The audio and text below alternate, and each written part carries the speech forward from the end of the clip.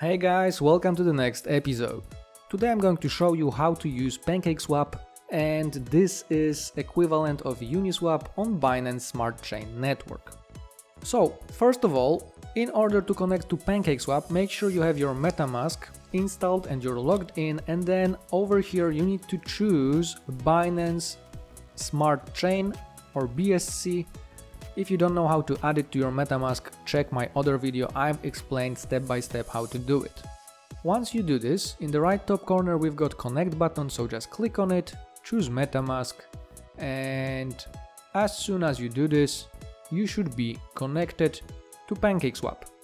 The next thing we would have to do on the left side is to click trade, choose exchange, and once exchange opens, over here it looks pretty similar to interface from Uniswap. So over here we will have to choose from which crypto we're trying to swap. So let me just choose BNB for example, and I would like to swap it into maybe Cake.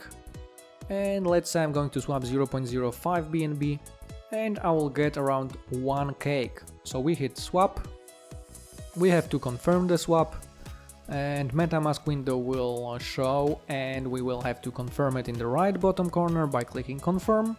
And shortly after we do this, our transaction was already confirmed, so we just swapped 0.05 BNB into 1 Cake.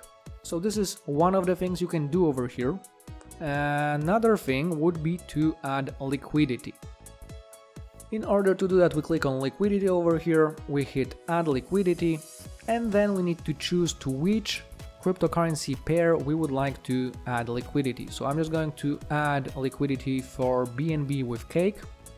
I'm gonna hit max over here, so I'm going to add liquidity for 1 Cake and 0.049 BNB. And once we do this, we can hit supply and then confirm supply. MetaMask window will pop up, and then we need to confirm, and our transaction is already being confirmed. Why would you want to add liquidity to PancakeSwap or any other decentralized exchange? Because if you add liquidity, for example, to BNB Cake, every time someone is swapping BNB for Cake or Cake for BNB, you will get a part of the fees that this person is paying. So every time someone would make a transaction, you would get part of the fees. Of course, it depends on the amount of liquidity you would provide.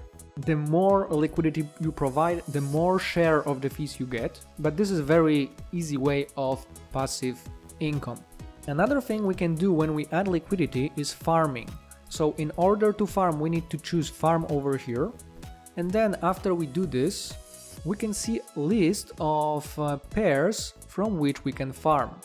So I added liquidity to Cake BNB, so my APR would be, for example, 78%. But if you would be adding liquidity to some other pair like ARPA BNB, that would be 800. Or for example, NRV BNB, 177%. And DFT BNB, 330%, and so on and so on. So it all depends on which crypto pair are you providing liquidity with. And let's say I want to farm with Cake BNB, so just click over here. After that, you need to hit over here on plus, or over here if you're not farming yet, there should be a button that says enable. I'm already farming, so for me it doesn't show enable. If you have enable, you have to hit on it. And then if you're farming, you would click on plus. If you're not farming, after you enable it, there will be a button that will say supply. So I'm just gonna hit plus. And then I'm gonna choose how much of my Cake BNB LP I want to farm with, so I'm just gonna hit max, confirm. As soon as we do this, MetaMask pops up, we have to confirm the transaction, and after a few seconds we will start farming with our Cake BNB liquidity pool. And as you can see, my Cake BNB was increased by 0.2 that I just added, and it's already being farmed. And the potential rewards that we're gonna get are going to show up over here. So once they show up here, we just need to click harvest, and then our rewards will be sent to our wallet. Another thing worth mentioning are collectibles or NFTs. So if you click on collectibles, you will see a list of different collectibles over here. You can buy them over here if you want. And then another thing is IFO. IFO stands for Initial Farm Offerings, and then over here you can simply farm, for example, belt.fi, and for farming it with BNB, you will be getting a belt in return. In the past there were IFOs of YieldWatch, Berry, Soteria, Helmet, Tenet, Ditto and Blink. I don't know how those cryptos performed after the IFO, you can check it on CoinGecko and then decide if you want to participate on next IFOs or not.